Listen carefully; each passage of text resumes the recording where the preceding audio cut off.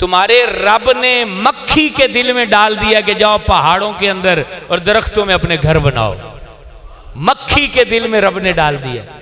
और आज साइंस भी ये आयत देखते हैं, फिर मक्खी को देखते हैं, फिर छत्ते को देखते हैं, तो साइंसदान भी हैरान है कि ये मुसद्दस शक्ल में इसके होते हैं खाने, 6 कोनों वाले होते हैं, और वो 6 कोनों में 1 सेंटीमीटर का भी फर्क नहीं होता।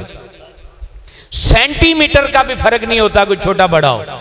किसी खाने में सुराख नहीं होता। फिर अंडों वाले खाने अलग होते हैं, मोम वाले खाने अलग होते हैं, शहद वाले खाने अलग होते हैं। ये कौन दिल में डाल रहा है कि यूं यूं बनाना है? ये रब डाल रहा है।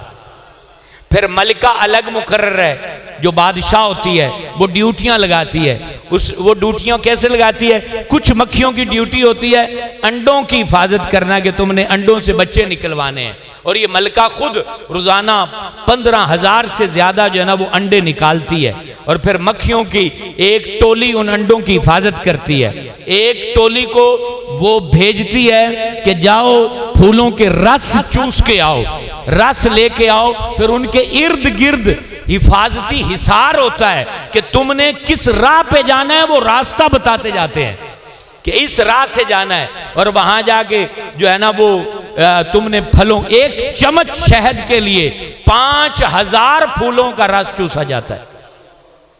1 चम्मच शहद के लिए 5,000 फूलों का रस ये चूस के आती हैं, और फिर ये अपने पेट में महफूज करके दुरूद पाक पढ़ती हुई। बाज़ रिवायतों में आया हुजूर सरवरे कायनात ने इनसे पूछा था कि तुम्हारा शहद मीठा क्यों होता है? तो कहा जी अब हम रस चूस लेती हैं, फिर दुरूद पढ़ती हुई आती हैं, उसके सदके अल्लाह इन रसों में जो है, इन फूलों के रस में मिठास को दाखिल फरमा देता है।